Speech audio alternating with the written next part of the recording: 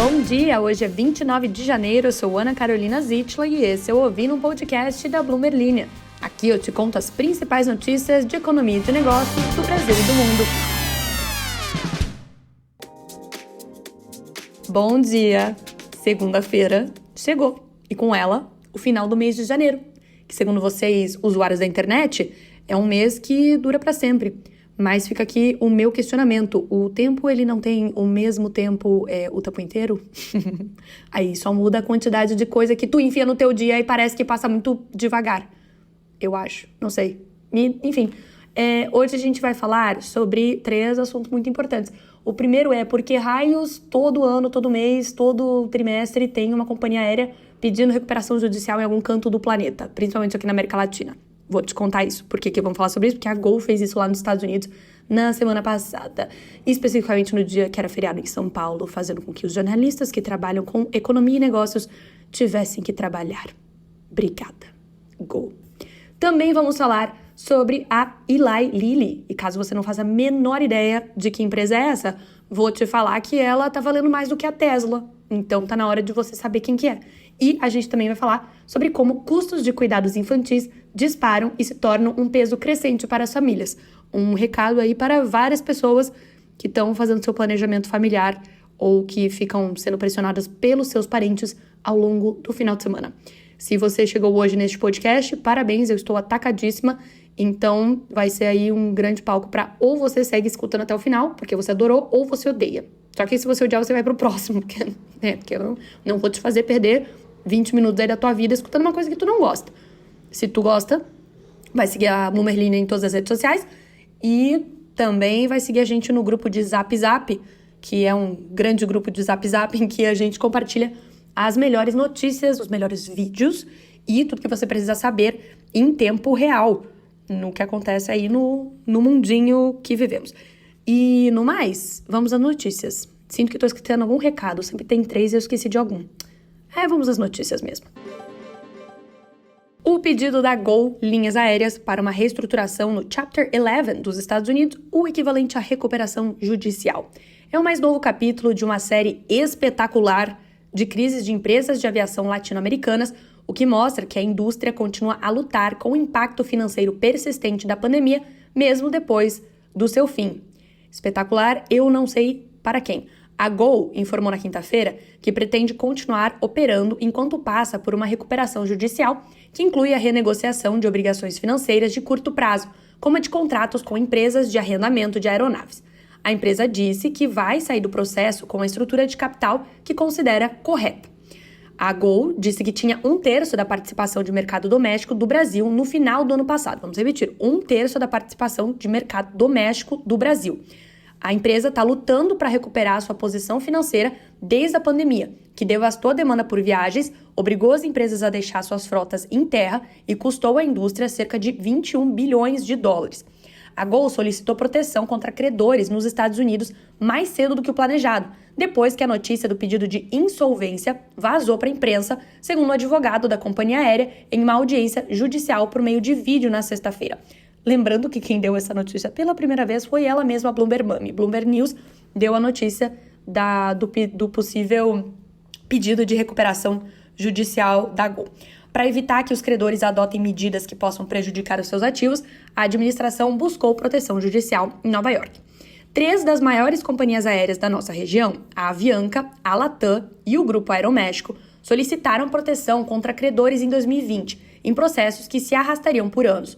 Nos 3 anos seguintes, operadoras menores, como a Interjet, do México, e a Viva Air, da Colômbia, encerraram as suas operações. E agora, por que isso acontece com tanta frequência? Eu perguntei para os meus chefes no Brasil e discutimos sobre isso, e aqui a Bloomberg News agora te dá um quote sobre Carolina Chimente, que é analista de crédito da Moody's. Ela diz, abre aspas, a volatilidade do setor é maior no Brasil, dada a exposição aos custos em dólares, e a América Latina como um todo tende a sofrer mais em um ambiente de alta inflação e taxas, afetando a renda disponível e a demanda por voos. As companhias aéreas da região devem ser mais conservadoras com o seu capital. Fecha aspas. Ou seja, é uma indústria difícil de se operar, já que estamos expostos aí a muitos custos voláteis e temos um agravante aqui na América Latina, em que boa parte, se não a toda parte dos custos das companhias aéreas é em dólar, então temos um item de volatilidade a mais para ser considerado na operação. A demanda por voos se recuperou em grande parte para os níveis pré-pandemia em toda a América Latina, só que a Gol nunca conseguiu superar as consequências financeiras.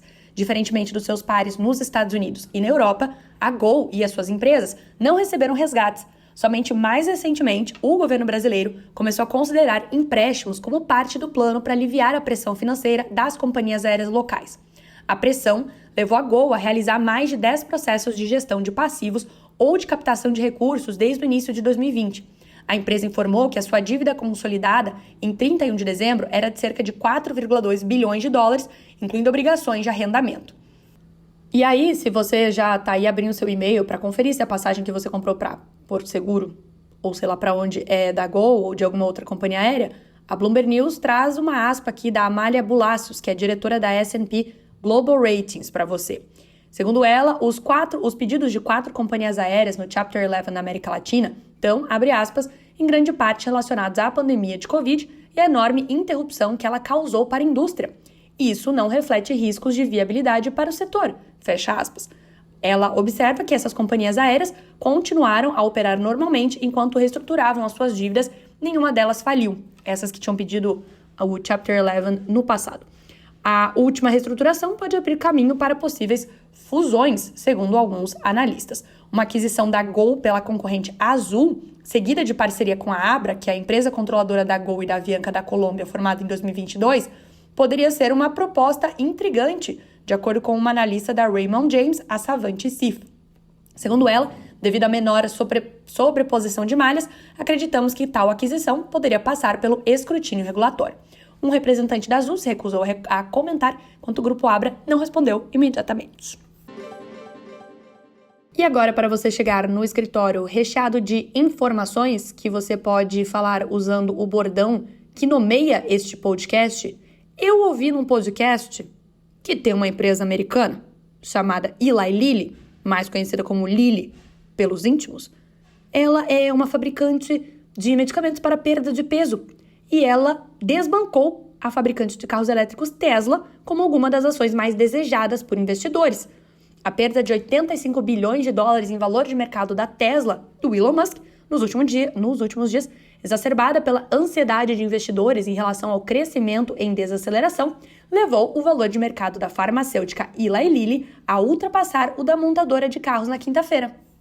O fato de que a Lilly, falei que era Lilly para os íntimos, ultrapassou a Tesla em market cap, sinaliza uma mudança no apetite por hora dos investidores.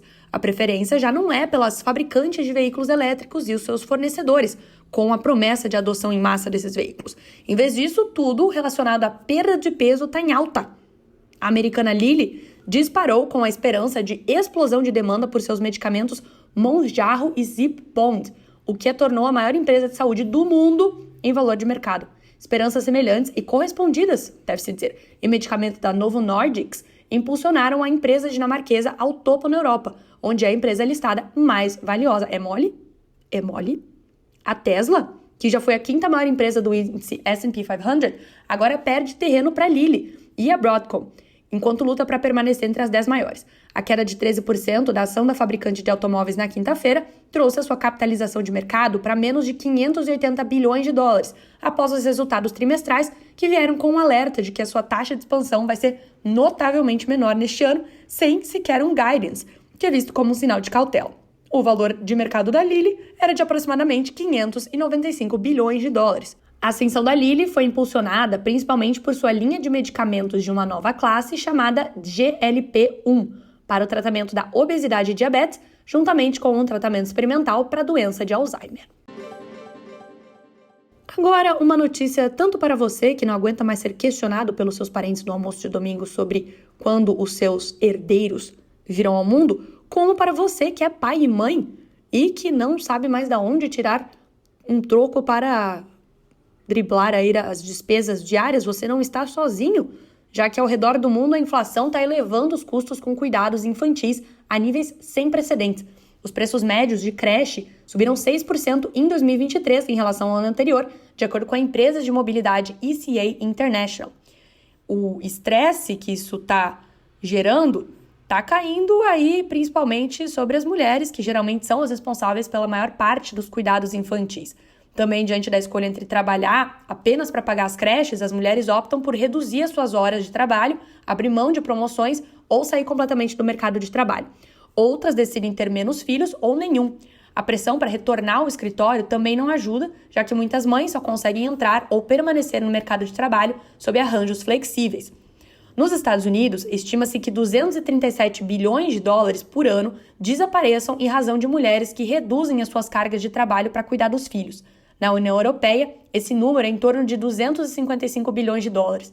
Estudo após estudo mostra que aumentar a participação feminina na força de trabalho, por outro lado, aumenta a produção e reduz os níveis de desigualdade e pobreza extrema. Segundo a Adriana Dupita, que é analista da Bloomberg Economics, o PIB global, abre aspas, poderia ser cerca de 10% mais alto se a participação das mulheres na força de trabalho fosse equivalente à dos homens, fecha aspas. Dados os benefícios, governos e empresas em diferentes países estão experimentando maneiras de acomodar pais que trabalham. No Japão, algumas empresas oferecem creche subsidiada e moradias familiares como parte dos pacotes de benefícios aos funcionários. No Reino Unido, onde muitos empregadores oferecem pagamento de licença maternidade aprimorada para reter novas mães, o governo planeja expandir as taxas subsidiadas para as creches. No entanto, enquanto os custos permanecem altos, todos perdem. Quando se trata de como as mulheres escolhem viver, trabalhar e formar as suas famílias, o custo do cuidado infantil é o principal fator. Chegamos ao final do primeiro episódio da semana aí, que tem bastante coisa para acontecer. Afinal, teremos uma super quarta nessa quarta-feira, como o nome claramente indica. Super quarta é quando temos uma confluência de constelações e as reuniões de política monetária do Brasil e dos Estados Unidos acontecem ao mesmo tempo. Não tem nada a ver uma coisa com a outra, mas eles só colocaram aí na mesma data. E aí é sempre uma grande aventura para saber o que vai acontecer tanto aqui no Brasil como nos Estados Unidos em termos de política de juros. Aguarde mais informações. Se você quiser fazer uma sugestão aqui pro podcast, você abre o tocador do Spotify no seu celular e aí você vai ver uma caixinha de pergunta. Aí lá você pode fazer sua sugestão, tá? Como, por exemplo, o Gabriel perguntando pra eu falar sobre a minha série favorita. E também, cadê a minha amiga? Que, no caso, imagino que seja Isabela Fleischmann. Isabela Fleischmann realmente é minha amiga. Minha amiga tá trabalhando, tá fazendo coisas aí e em breve, um dia a Isabela Fleischmann volta ao Spotify. Estamos ansiosas. Eu me distraí aqui lendo com o comentário da Carolina, em que ela diz: reassisti os delírios de consumo de Beck Bloom ontem e acabo de perceber que o trabalho dela é o mesmo que o meu. Traduzir para nós, mortais, as notícias de economia. Exatamente, Carolina! Eu tinha esquecido deste filme. E, mais especificamente, que ela era uma jornalista de economia. Veja você. Minhas grandes inspirações. Os delírios de Beck Bloom. Não consigo falar hoje. E a Nova Cinderela com a Hilary Duff. Isabela Lopes faz uma crítica aí ao capitalismo nos comentários. O Gabriel de Toledo fala que Ferrari é um grande caso de sucesso das marcas de luxo. Incrível como a empresa tem crescido demais desde a separação acionária com a Fiat.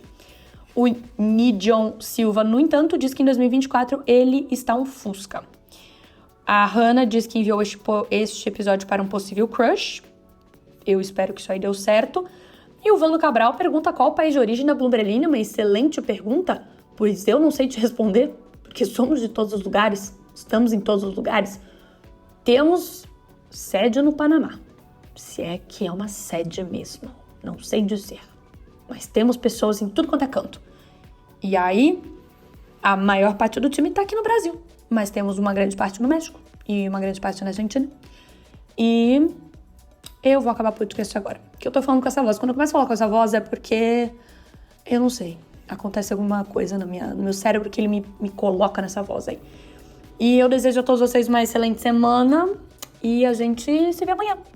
Tchau!